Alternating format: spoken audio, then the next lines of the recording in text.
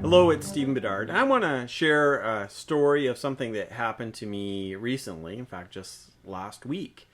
My daughter and I were in a store, and as I was walking down the aisle, I saw this person that I thought looked familiar, and I often have that feeling, and I might see that there is a stranger there who looks a lot like some celebrity or perhaps someone I know from another area of my life.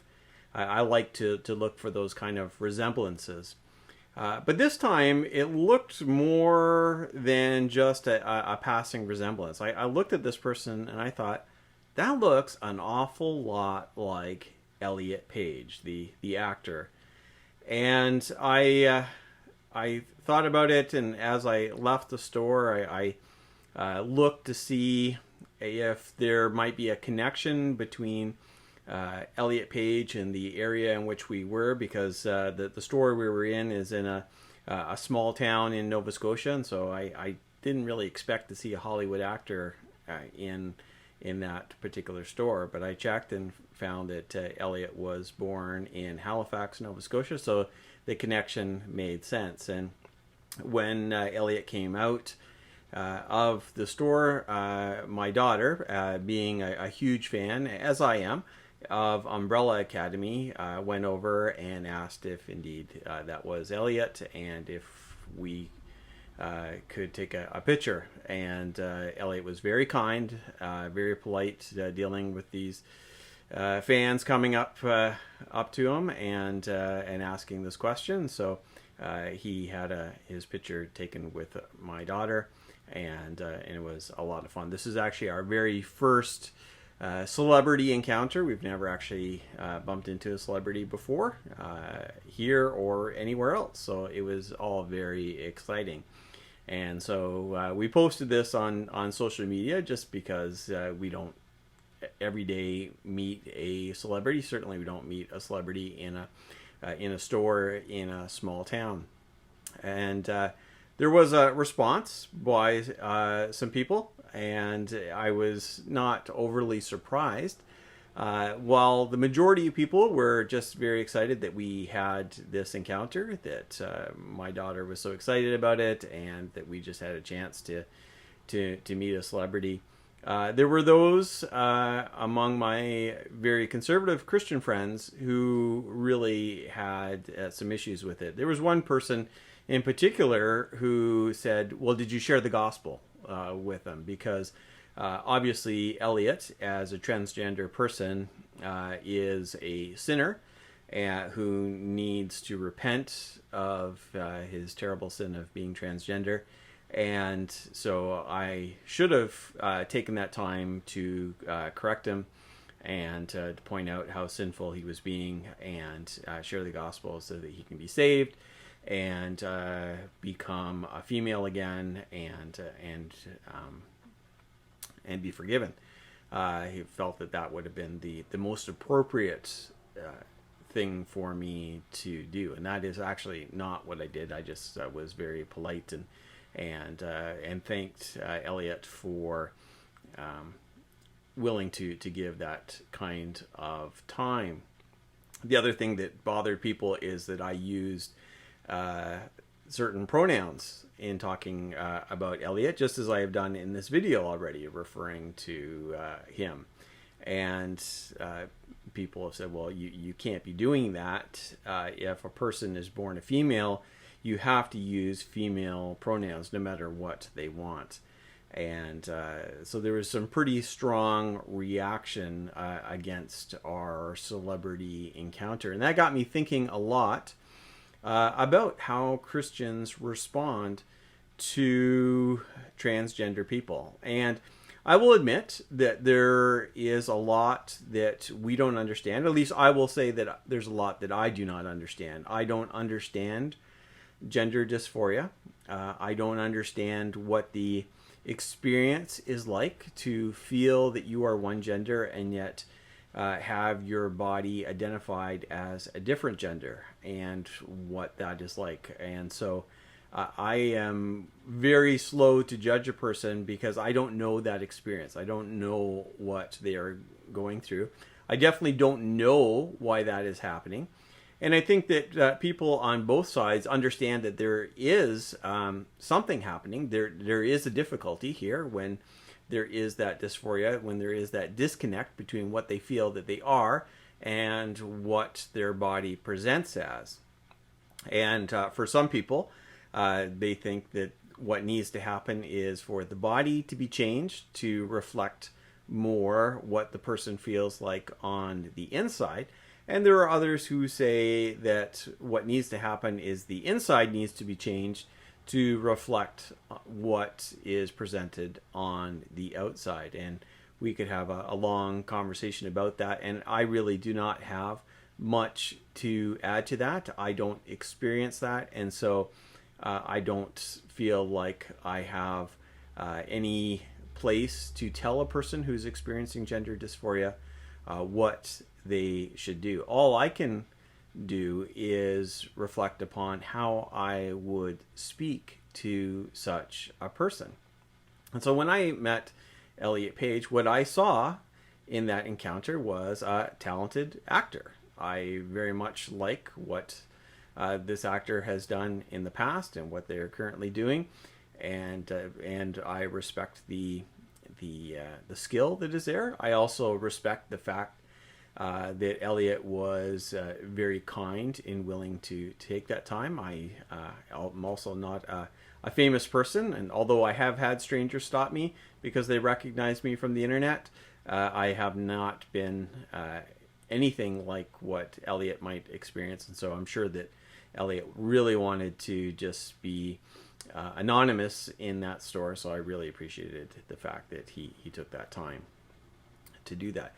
And so that's really what I saw. I did not see a person who was especially more sinful than anyone else that I might have bumped into in that store. Probably the majority of people in that store were cisgender, and I had no thought that a person who is transgender is especially sinful over a cisgender person.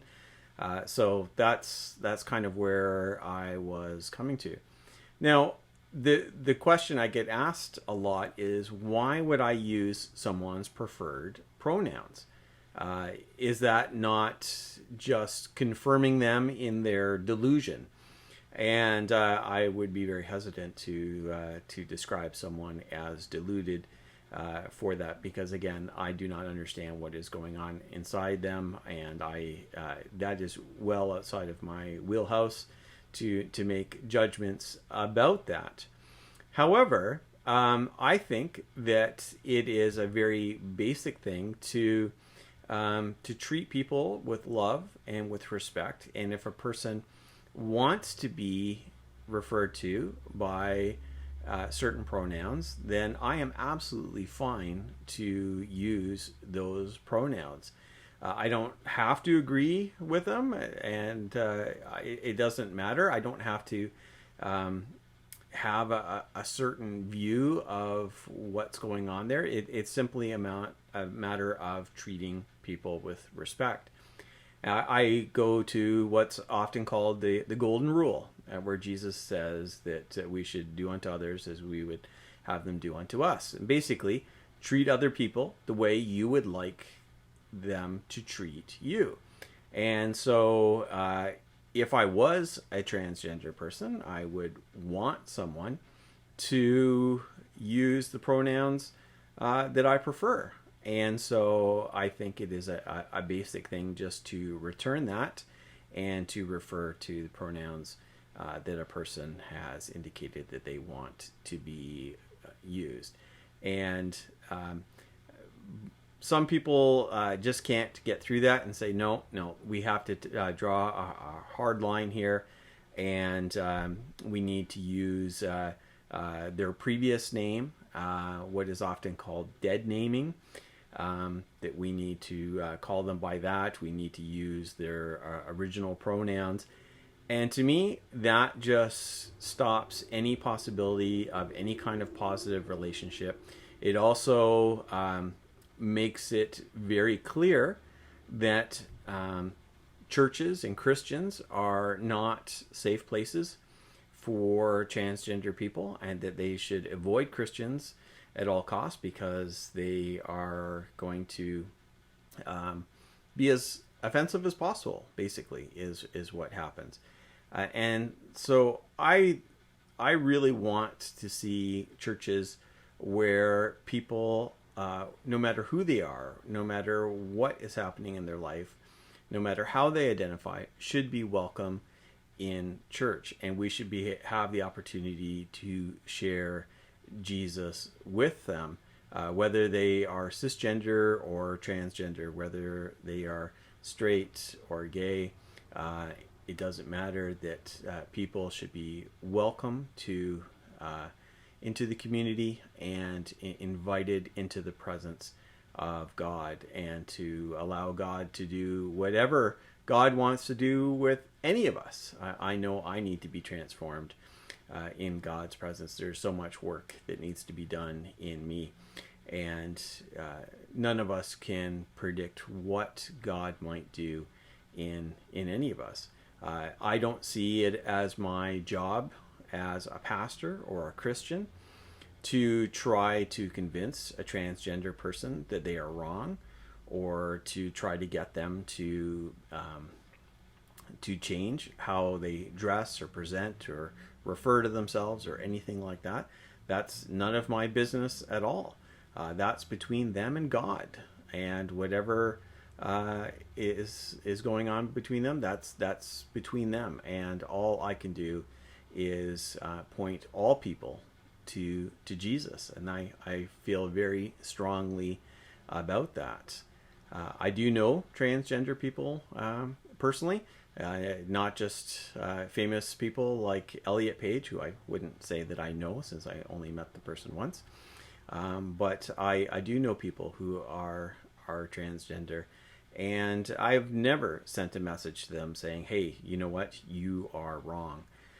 In fact, I grieve the anger, and I would say really hatred, that many Christians aim at transgender people. I think that it's not just a matter of Christians having a different opinion about how to deal with gender dysphoria. I actually think that there are many Christians who look at transgender people and are disgusted and respond really with hate. They might not call it hate. They might say it's love, and that they will treat these people in such a harsh way because that's their way of showing love. But no one wants to be shown love in that way. Certainly we don't want to be shown love by people who disagree with how we identify. So we shouldn't be treating people in that way.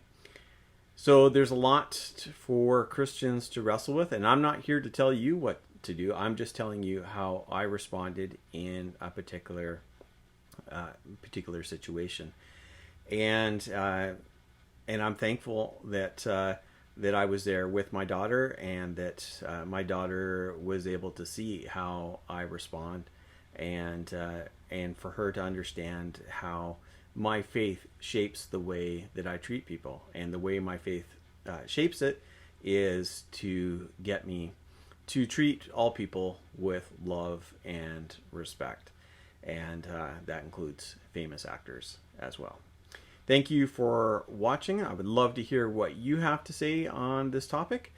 And visit me at my website, stephenjbedard.com.